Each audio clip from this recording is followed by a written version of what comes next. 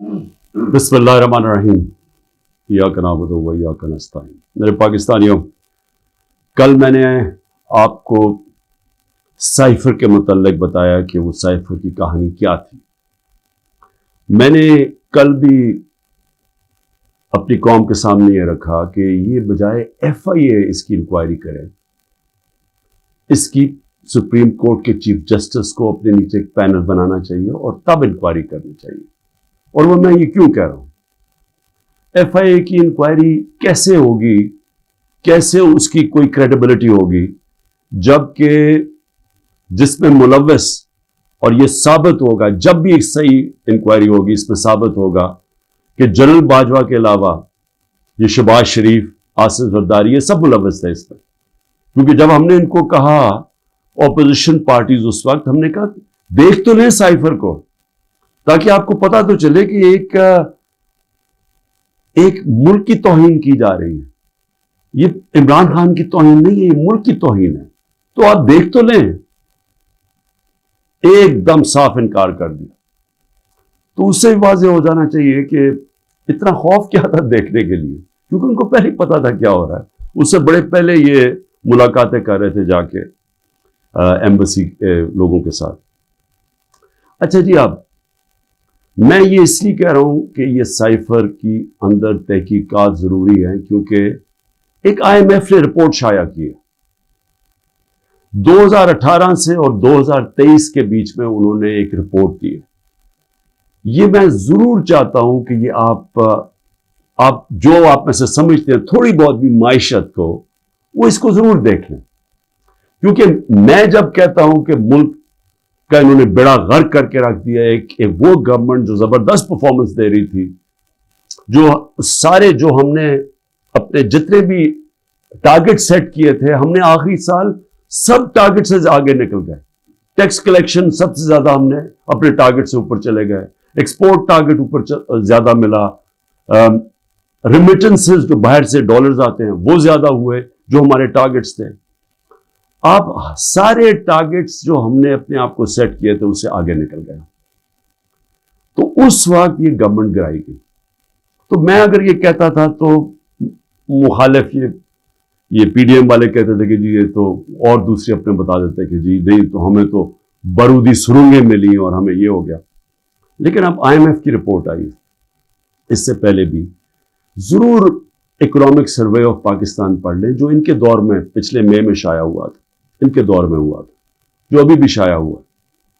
जरा उससे जरूर उससे भी देख लें वो क्या चीज सामने आती है कि जब एक साजिश के तहत जनरल बाजवा ने एक सिटिंग गवर्नमेंट को गिराया, तो इस कौम को कितनी तकलीफ उठानी पड़ी और उठा रही है तकलीफ।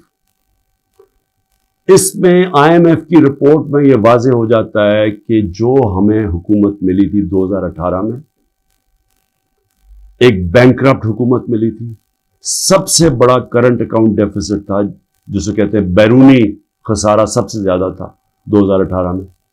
उस हुकूमत को जब हुकूमत मिली, तो जो हमने इस्लाहत की और मुश्किल फैसले किए, उसकी वजह से मुल्क सिर्फ यही नहीं कि उस बुरहान से निकल गया, बल्कि कोरोना, IMF भी अब कहता है कि जो कोरोना का हमने जिस तरह हमने उसका सामना किया, इतने बड़े चैलेंज का, एक वबा जो एक सदी में एक दफा आती है, उसका जिस तरह हमने चैलेंज किया, वो तारीफ करते हैं उसकी, कि जिस तरह हमने मुल्क को एक क्राइसिस से निकाला।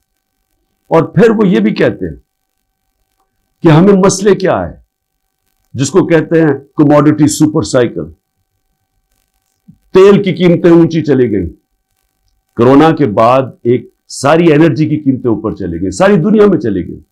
तो उसका हमें एकदम, जो हम सही तरह जा रहे थे, उसका हमें प्रेशर आया। प्रेशर क्या आया कि एकदम हमारे जो डॉलर्स है वो ज्यादा बाहर जाने पड़े, क्योंकि हमारी जो इंपोर्ट्स थी वो बढ़ गई। तो जो हम बैलेंस कर रहे थे अपनी इकोनॉमी, उसमें मुश्किल आए। और हमने क्या किया, हमने अपने लोगों को महंगाई से बचाने के लिए, क्योंकि तेल की कीमत बहुत ऊपर चली गई थी, साथ फिर यूक्रेन की जंग का जैसी खतरा शुरू हुआ तो तेल ऊपर जाना शुरू हो गया।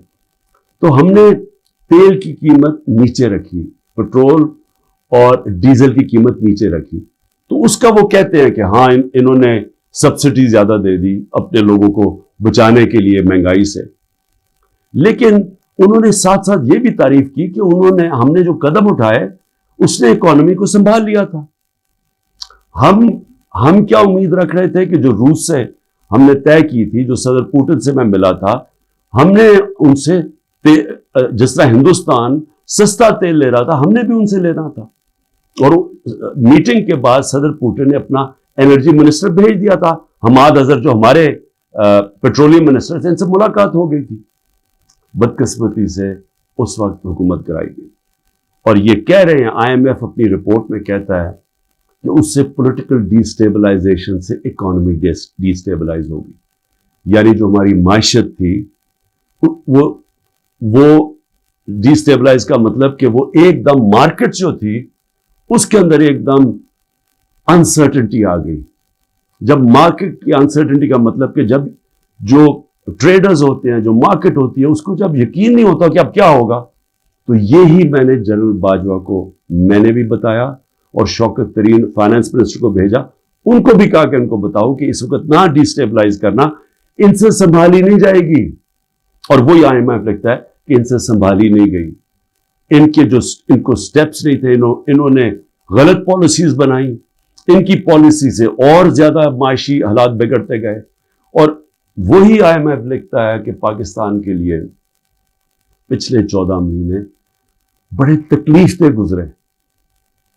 تو یہ تو میں کہہ رہا تھا تب سے، اور یہ میں بڑی دیر سے لگا ہوا تھا کہنے کہ یہ جو بھی یہ رجیم چینج کیا، جو سازش کی گئی، اس کی قیمت پاکستانی قوم نے اٹھائی، تکلیف تو اب لوگوں کو ہو رہی ہے۔ جب ہمیں انہوں نے ہٹایا تھا تو مہنگائی 12.4% تھی، جس کے اوپر شور مچ گیا، مہنگائی مارچ ہو گئی، ہر قسم کا میڈیا کے اوپر شور، پبلک میں وہ میڈیا والے جو باقاعدہ عوام میں نکلتے تھے، جی چیزیں بڑی مہنگی ہو گئی، دنیا میں چیزیں مہنگی ہو گئی تھی، انٹرنیشنل کموڈٹی سپر سائیکل تھا، دنیا میں انرجی کی قیمتیں اوپر چلے گئی، مہنگائی دنیا میں آ گئی۔ 1970 کے بعد دنیا میں سب سے زیادہ مہنگائی آئی کرونا کی وجہ سے، اس کے باوجود 12.4% پہ ہماری مہنگائی تھی، اور پچھلے مہینے 38% پہ پہنچ گئی تھی مہنگائی، اب تھوڑی کم ہوئی ہے۔ اور مہنگائی کم ہونی چاہیے اس لیے کہ دنیا میں تیل کی قیمت اور انرجی کی قیمت نیچے آ گئی ہے، کموڈٹیز دنیا کے اندر 35% ان کی قیمت نیچے آ چکی ہے جب ہماری حکومت تھی۔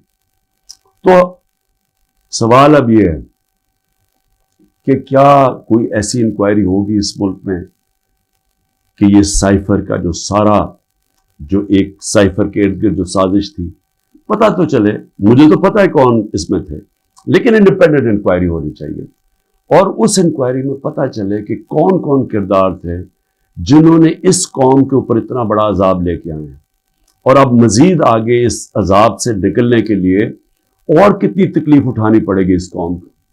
اور اس کے لیے میں پھر سے کوشش تو کرتا ہوں کہ ہمارے چیف جسٹس صاحب کو اس کے اوپر سوچنا چاہیے کہ وہی ایک انکوائری کر سکتے ہیں، کیونکہ یہ حکومت تو کرنے نہیں دے گی، اور نہ ہی مجھے افسوس سے کہنا پڑتا کہ ہماری اسٹیبلشمنٹ یہ کرنے دے گی، کیونکہ اس کے اندر ملوث ہیں جو جنرل باجوہ، اور انہوں نے جو جس طرح یہ پوری 6 مہینے پہلے سے جو پلان بن رہا تھا گرانے کا، اب تو خیر خواجہ آصف کہہ رہے ہیں کہ 2021 سے ہی پلان بنایا ہوا تھا جنرل باجوہ نے ہماری حکومت گرانے کا، تو لیکن اب ذرا ان سے بھی سوال پوچھنا چاہیے کہ آپ نے ہمیں جب گرا کے ان کو لے کے آئے جن لوگوں کو، تو کیا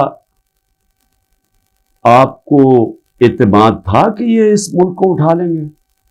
30 سال سے جو حکومت کر رہے تھے، اور ان کے دور میں کوئی مجھے سنہری دور بتا دے کہ جب انہوں نے کوئی معیشت میں بڑی ترقی کروائی ہو، کوئی مجھے پتہ چل جائے کہ انہوں نے کون سا وہ کیا 99 میں جب چھوڑ کے گئے تھے نون لیگ، تو ذرا بتائیں کہ کیا وہ معیشت کے حالات آپ کو پتہ تھے؟ یہ ساکھدار تھے، وہ بینکرپٹ کر کے چھوڑ کے گئے تھے، اور پھر اب یہ آئی ایم ایف کہہ رہا ہے کہ جو 2018 میں یہ چھوڑ کے گئے تھے پاکستان، وہ خود کہہ رہے ہیں کہ وہ تحریک انصاف نے بڑے زبردست مشکل فیصلے کر کے ملک کو اس سے نکالا، تو کیا کوئی ذمہ داری اٹھائے گا اس کی کہ جب اتنی بڑی طاقت ہو جاتی ہے کسی کے پاس تو کیا اس کو پھر ذمہ داری نہیں لینی چاہیے جبکہ وہ طاقت کا غلط استعمال کرتا ہے؟ اور یہ ہی انکوائری میں چیزیں آنی چاہیے. کیوں؟ کہ آگے سے ایسی غلطیاں نہ ہوں کہ آگے سے کوئی ایک آدمی خود ہی فیصلہ بند کمرے میں فیصلے کر کے ملک کو اس طرح مشکلات میں نہ ڈالے. اب میں جو دوسری چیز کہنا چاہتا تھا وہ یہ کہ اس وقت ایک ظلم کی انتہا، ایک ظلم کا ایسا نظام چل رہا ہے جس کی میں سمجھتا ہوں انتہا ہے. سب سے پہلے تو میں جو خواتین اس وقت جیلوں میں ہیں، میں سوال پوچھنا چاہتا ہوں کہ انہوں نے کون سا جرم کیا؟ کیا پاکستان کا آئین پرامن احتجاج کی اجازت نہیں دیتا؟ کہیں آئین میں لکھا ہوا ہے کوئی نو گو ایریاز ہے؟ کہیں پاکستان کے آئین میں لکھا ہوا ہے کہ اگر کسی سے کوئی سمجھے کہ ناانصافی ہوئی ہے ان سے تو کیا وہ کوئی ایسی ایریاز ہے جدھر وہ احتجاج نہیں کر سکتے؟ جب سپریم کورٹ کہتا ہے کہ پارٹی کے چیئرمین عمران خان کو غیر آئینی اور غیر قانونی طور پہ اغوا کیا گیا اسلام آباد ہائی کورٹ سے، اور جس طرح اس کو مجرموں کی طرح ڈنڈے مار کے لوگوں کو، اس کے بھی اور لوگوں کو، وکیلوں کو، جس طرح اس کو پکڑ کے لے کے گیا تاکہ ساری دنیا دیکھے کہ کس طرح ایک پارٹی کے سربراہ کو کس طرح کا یعنی اس کے ساتھ رویہ تھا، تو کیا اس کا اجازت نہیں تھی کہ پرامن احتجاج اس ناانصافی کے اوپر کرے؟ اور جب رینجرز اٹھا کے لے کے گئے تو کدھر احتجاج کرنا تھا؟ وہی نا کنٹونمنٹس میں کرنا تھا، جی ایچ کیو کے سامنے کرنا تھا، اور کدھر جا کے کرتے؟ تو میں سوال یہ پوچھتا ہوں اس میں جرم کیا تھا؟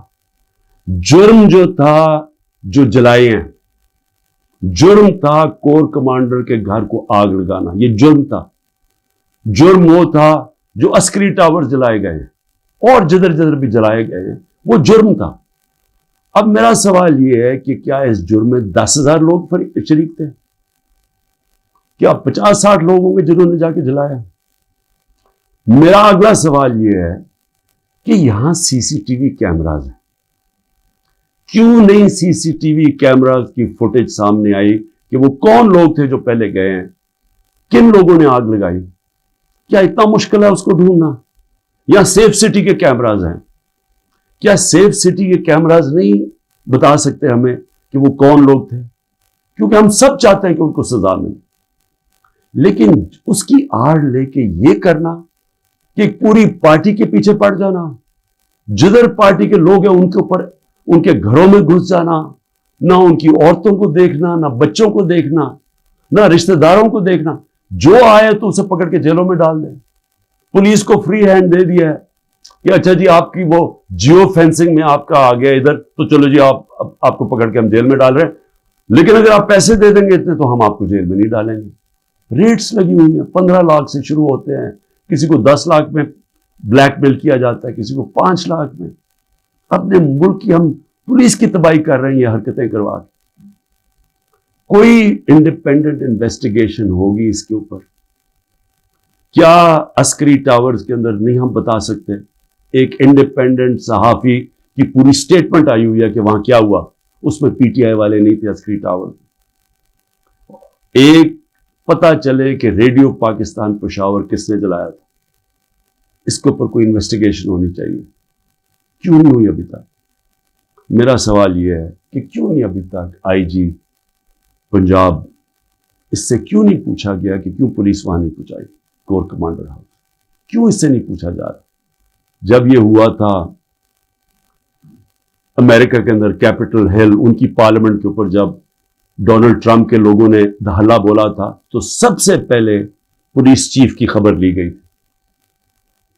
اور مجھے یہ پھر سے میں پوچھنا چاہتا ہوں کہ یہ جو عورتوں کو پکڑا ہوا ہے، ہماری اسٹوڈنٹس پکڑے ہوئے ہیں، لوگوں کو جیلوں میں ڈالا ہوا ہے، برے حالات میں رہ رہے ہیں، جو خبریں آ رہی ہیں باہر، کیا کیا ان سے ہوا ہے، وہاں کتوں سے تشدد ہوا ہے، ان سے اپروور بنانے کے لیے کیا کیا ان کے اوپر ہر قسم کا ظلم کیا گیا. کہ یا کہہ دو کہ عمران خان نے کہا تھا وہاں جا کے تو فائلیں جلا دینا کور کمانڈر ہاؤس میں، کور کو بانٹ رہا اس کو بھی آ گیا فائلیں جلا دینا. ایک یہ کسی کی 164 کا بیان آئے, اس میں کوئی عقل ہے کہ کیا فائلیں پڑی ہوئی کور کو بانٹ رہا. آج تک مجھے ایک سٹیٹمنٹ بتا دیں کہ عمران خان نے اپنی ساری زندگی کبھی کہا ہے کہ تشدد کرو, انتشار کرو, لوگوں کو مارو, جلا دو. ایک میری سٹیٹمنٹ بتائیں 27 سال میں. 126 دن کا دھرنا تھا, پاکستان کی تاریخ کا سب سے زیادہ پروٹیسٹ تھا, لمبا. بتائیں اس کے اندر کچھ کیا, توڑ پھوڑ کی, کچھ جلایا؟ آتے تھے اپنا دھرنا, اب تقریریں کر کے واپس چلے جاتے تھے, شعور لوگوں کو دیتے تھے. اس کو جمہوریت کہتے ہیں. مجھے یہ بتائیں کہ یہاں یہ کہا گیا ہے کہ جی آپ کنٹونمنٹ میں تھے اور آپ کو جیل میں ڈال دیا. مجھے یہ بتائیں کہ جو سب سے مقدس جگہ برطانیہ میں ہے وہ ہے پرائم منسٹر کا گھر, 10 ڈاؤننگ اسٹریٹ. مجھے بتائیں ہر دوسرے دن وہاں مظاہرہ ہوتا ہے. آپ 10 ڈاؤننگ اسٹریٹ چلے جائیں, وہاں آپ ہر دوسرے دن کوئی نہ کوئی آگے مظاہرہ کر رہا ہوتا ہے کہ جی ہمارے سے ناانصافی ہوئی. کبھی کسی کے اوپر کوئی FIR کاٹی ہے, کسی کے اوپر کوئی گولیاں چلائی ہیں؟ میں یہ سوال پوچھتا ہوں کہ یہاں 16 لوگ شہید کیے گئے ڈائریکٹ فائرنگ سے, 100 سے اوپر کو گولیاں لگی, 3 کی ٹانگیں کٹ گئی. میں یہ پوچھنا چاہتا ہوں کہ جو اور ایک پیرالائز ہے, کبھی کسی جمہوریت کے اندر اس طرح گولیاں ماری جاتی ہیں اور انکوائری بھی نہیں ہے. انکوائری سے پولیس ان کے گھروں میں پہنچ جاتی ہے. جن کے گولیاں لگی ہیں انہوں نے ایک جگہ ڈیڈ باڈی نہیں دے رہا کہ نہیں جب تک پہلے آپ کہیں کہ آپ کوئی کاروائی تو نہیں کریں گے. ان سے ایشورٹی لیتے ہیں کہ آپ نے FIR نہیں کٹوانی. کیوں سیدھی FIR کٹتی ہے IGs کے اوپر؟ یہ کیسے آپ نے گولیاں چلا دی 69 لوگوں کے اوپر؟ ایک پولیس والے کو گولی نہیں لگی, ایک رینجر, مطلب کہ یہاں سے تو کسی کے پاس ہتھیار نہیں تھے, تو آپ 69 لوگوں پہ گولیاں کیسے چلا سکتے ہیں؟ اور پھر آپ کے سامنے فرانس میں ایک لڑکے کو گولی لگی, 4 دن فرانس کے سارے شہروں میں آگ لگی ہوتی ہے, 1000 بلڈنگز اور گاڑیاں جلائی جاتی ہیں, اور کھلے عام لوگ آپ کے سامنے کہ انہوں نے پولیس کو پیٹرول بم مار رہے ہیں. اس کے پولیس نے تو کوئی اور گولی نہیں چلائی کیونکہ وہاں جمہوریت ہے, آزاد ہیں لوگ. میں یہ پوچھنا چاہتا ہوں کہ کوئی انکوائری ہوگی ان لوگوں کے اوپر جن کے اوپر گولیاں چلائی گئی ہیں, جن لوگوں کی جانیں لی گئی ہیں؟ کیا ہم کسی کو اکاؤنٹیبل رکھیں گے؟ کیا اس ملک کے اندر کوئی انصاف کا نظام ہے, یا صرف طاقتور جو مرضی کرنا چاہے جنگل کے قانون کی طرح وہ کر سکتا ہے؟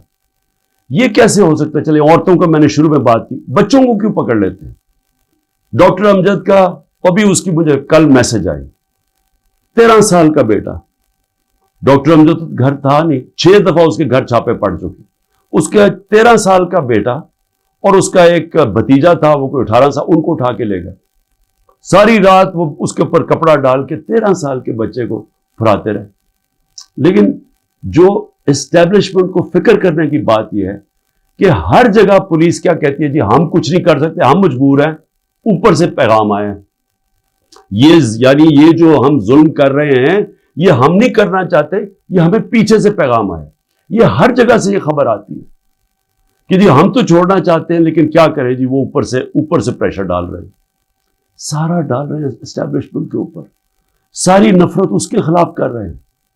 یہ تو کوئی دشمنوں کی ضرورت نہیں ہے. یہ جو سارا ظلم کیا جا رہا ہے یہ اب پولیس اپنے اوپر سے اتار رہی ہے. یہ جو گھروں پہ بھی جاتے جی ہمیں آرڈر ہے کہ گھر توڑ دو, لوٹتے ہیں گھر کہ جی ان کو سبق سکھاؤ. بچوں کو پکڑنا, عورتوں کو پکڑنا.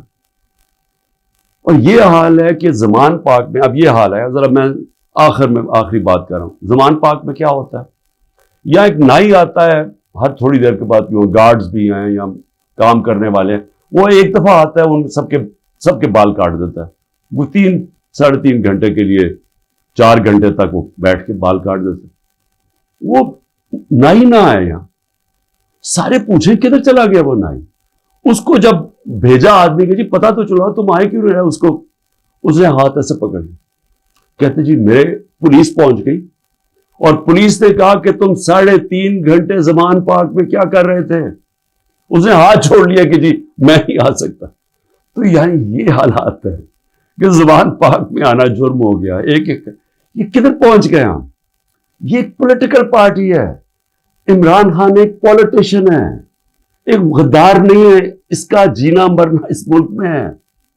جو لوگ آج اوپر بٹھائے ہوئے ہیں, میں انشاءاللہ کل پورا توشہ خانہ کا بتاؤں گا, کیونکہ اس پہ جلدی شروع میں جس طرح بتایا کوشش کر رہی ہے کہ کسی طرح اس کو ڈسکوالیفائی کریں یا جیل میں ڈالیں. یہ سائفر آ گیا, توشہ خانہ آ گیا, یہ باقی سارے جو 180 کیسز ہیں. لیکن وہ جو لوگ اوپر بٹھائے ہوئے ہیں, کوئی دیکھا ہے ان لوگوں کا کون ہے وہ؟ یہ اس کے قوم کے بڑے بڑے مجرم ہیں. وہ لوگ ہیں جو 30 سال سے جرم کر رہے ہیں, جن کے اوپر اتنی فائلیں ہیں ان کی چوریوں کے اوپر. تو میں کل ان کا بھی ذرا آپ کو بتاؤں گا کہ ان کے توشہ خانہ میں, کیونکہ مجھے تو پہلی دفعہ پتہ چلا ہے, میں نے تو توشہ خانہ کا ریکارڈ جو لاہور ہائی کورٹ نے ملایا, میں نے پہلی دفعہ ریکارڈ دیکھا ہے, تو اس میں تو بڑے انکشاف ہوئے ہیں. تو میں انشاءاللہ کل آپ سے بات کروں گا. لیکن میں صرف آخر میں یہ کہنا چاہتا ہوں, اس ملک کو تباہ نہ کریں. جب ایک قوم میں اچھے برے کی تمیز ختم ہوتی ہے, قوم تباہ ہو جاتی ہے. پہلے اخلاقی طور پہ مرتی ہے قوم, پھر معاشی طور پہ مرتی ہے. سارے جو دنیا کی بڑی بڑی ریاستیں تھیں, رومن ایمپائر, مسلمانوں کا مغل ایمپائر, یہ جو عثمانیہ سلطنت, یہ ساری ختم ہونے سے پہلے ان کے اندر اخلاقی طور پہ یہ قومیں مری تھی. اس کے بعد یہ ختم ہوئے تھے, ملک ٹوٹے تھے.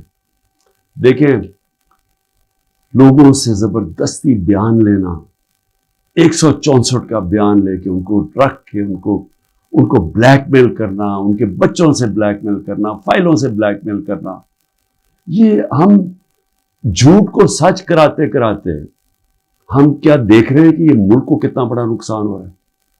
اور مجھے صرف یہ فکر پڑی ہوئی, سب چیز کے لیے میں تیار ہوں. میں بار بار, مجھے پتا ہے کہ انہوں نے پوری کوشش کرنی ہے کہ کیئر ٹیکر آنے سے پہلے اس کو جیل میں ڈالیں, میں اس کے لیے تیار ہوں. لیکن کیا ملک کا ہم سوچ رہے ہیں؟ وہ نہیں سوچ رہے جن کے سارے ڈالرز باہر پڑے ہوئے ہیں. سوچ ہمیں, ہماری طرح کے لوگوں کو سوچنا چاہیے جن کا جینا مرنا پاکستان میں. پاکستان زندہ باد.